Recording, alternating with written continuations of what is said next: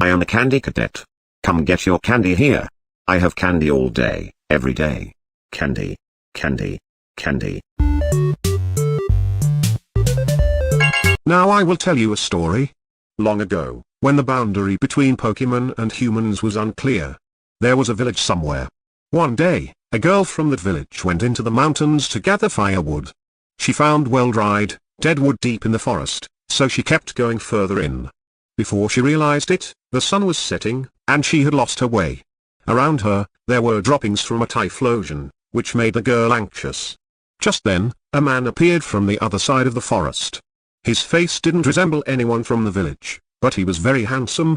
The man said, "You must be lost, right? I know the way down the mountain, but with your pace, it would be midnight before we get there. I'll take you back tomorrow morning, so why don't you rest at my place tonight?"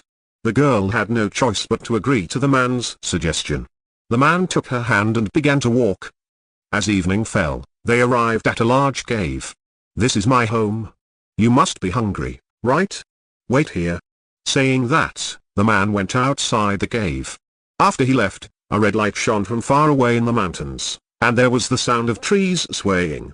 Before long, the man returned, carrying many red berries. He said, "Eat this, then let's sleep for the night. Even if you wake up before I do, don't look at my face." The next morning, when the girl woke up, the man was still asleep. She honored their promise and stayed lying down, waiting. Before long, she fell back asleep. She was awakened by the man's voice. When she looked outside, the sun was already setting. "Today, we'll eat green berries. Wait here." With that, he went out of the cave. After he left, the same red light shone from far away, and the sound of trees swaying echoed once more. By the time the sun had set completely, the man returned, carrying many green berries.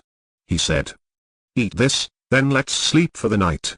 Even if you wake up before I do, don't look at my face." The girl expressed her concern that her family would be worried and that she wanted to go home soon. The man yawned widely and tapped her on the head. At that moment, she completely forgot about her family and home. The two of them ate the green berries together and then fell asleep.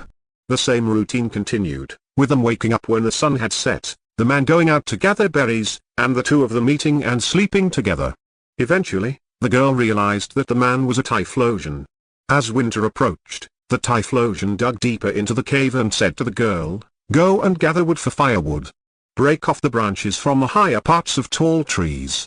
The girl tried to do as the typhlosion instructed, but the tall trees scared her, so she could only climb the shorter ones. When she brought back some branches, the typhlosion said, "That won't do. If it's not from higher branches, humans will find us." When the snow began to fall, the two of them lived in the depths of the cave, mostly sleeping. There was plenty of food. Occasionally, they would wake up, eat, and then go back to sleep. One day when she awoke, the girl was holding a child. After several days and nights passed, the typhlosion said, "Your father is looking for you. But you are my wife, so I can't return you, I will have to fight him." The girl pleaded, "Please don't do that. Don't kill my father. How can I live with you if you kill my family? You are a good person. So, please stay here with me and sleep." "All right. Let's stay here and sleep." The man nodded. The next night, the typhlosion woke the girl and said, "Your father is close by. Go and see." When the girl went outside, a snowstorm was raging. She climbed a low tree and broke off a branch. When she returned to the cave, the typhlosion was singing a song she had never heard before. "You broke off a branch, didn't you?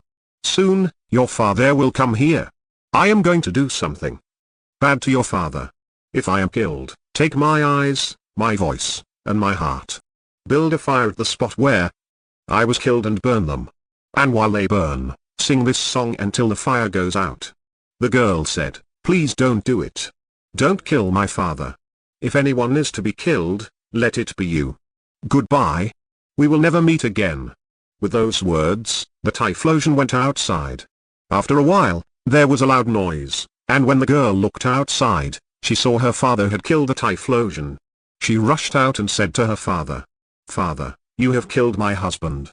I have been living with him all this time. He was my husband. Please give me my husband, the typhlosion's eyes, voice, and heart."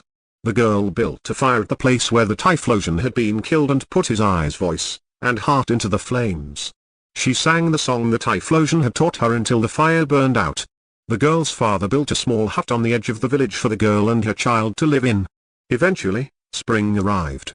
The young men of the village often teased and tormented the girl and her child. It became worse over time, and one day, they tried to drape a typhlosion's pelt over them. The girl returned home and pleaded with her parents, "Please tell the villagers to stop teasing us. If they put the pelt on us, we will surely become typhlosion. We are already half typhlosion as it is." Despite the parents' pleas, the villagers did not listen. In fact, they found it even more amusing and eventually draped the typhlosion pelt over the girl and her child. At that moment, they howled loudly and vanished into the depths of the forest. The two were never seen again. And so, people came to understand, typhlosion are half human beings.